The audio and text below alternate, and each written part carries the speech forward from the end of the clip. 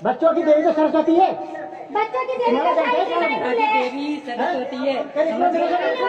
पूजा करना पड़ेगा। नहीं करना पड़ेगा, नहीं करनी पूजा। करके देखो प्रभु करेंगे। ये दादागिरी चलिए, दादागिरी है। बुला लो पत्रकार को बुला लो। सर आप बताओ ना, सरस्वती जी सावित्रीबाई फुले की रक्षा की सरस्वती का शिक्षा उसमें क्या योगदान है? शिक्षा के क्षेत्र में, शिक्षा के क्षेत्र में सरस्वती का क्या योगदान है? मैं आपसे पूछ रही हूँ। क्या सिखा दोगे आप? सिखा दोगे, सिखा देंगे तो और हमें दवा बना रहे हो मेरे ऊपर। अरे ये सारा यहाँ क्रांतिकारी जय भीम नमस्कार। ऐसे ही राजस्थान के अंदर अध्यापक के साथ में गलत हुआ। वहाँ पर एक टीचर्स ने 26 जनवरी को बाबा साहब की फ़ोटो, सावित्रीबाई फुले जी की फ़ोटो को वहाँ पर लगाया, मान सम्मान से फ़ोटो के आगे फूल वगैरह अर्पित किए और एक प्रोग्राम छोटा सा रखा बच्चों के लिए, ताकि बच्चों को आगे जाके कुछ सीखने के लिए मिले। बच्चे यहाँ पर स्कूल में पढ़ने के लिए आते हैं, उनको कुछ सीखने के लिए मिले, कुछ आगे वो समझें कि हमारे लिए क्या हमारे महापुरुषों ने किया है। जब वो पढ़ेंगे नहीं और जानेंगे नहीं तो उनको पता कैसे चलेगा। ऐसे ही फिर वहाँ पर कुछ मनुवादी लोग आ जाते हैं।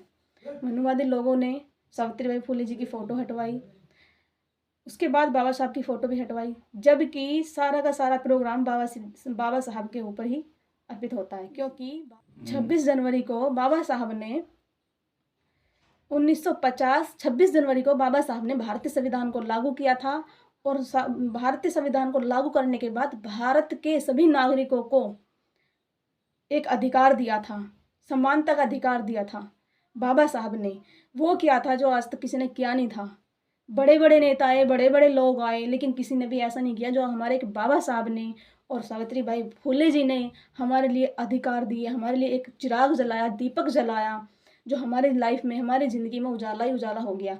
और उसी को लेकर 26 जनवरी को लेकर ही मनुवादी लोग वहाँ पर पहुँचे और बोलने लगे कि सरस्वती की यहाँ पर फ़ोटो लगेगी, उनकी पूजा होगी।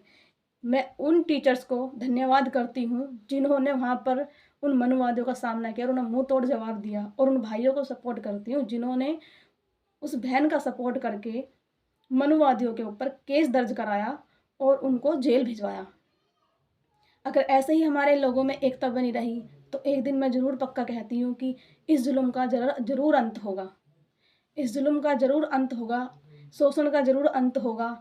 क्योंकि हमारे पास वो ताकत है, वो हमारे पास मजबूत चीज़ें हैं जो कि हम समझ नहीं पाते हैं, लेकिन जब हम शिक्षित बनते हैं उसका जभी हमें पता चलता है कि हमारे पास क्या ऐसी चीज़ है जो हमको मनुवादी लोग रोकते हैं। क्योंकि वे नहीं चाहते हैं कि हमारे लोग जान पाए हमारे महापुरुषों ने हमारे लिए क्या किया।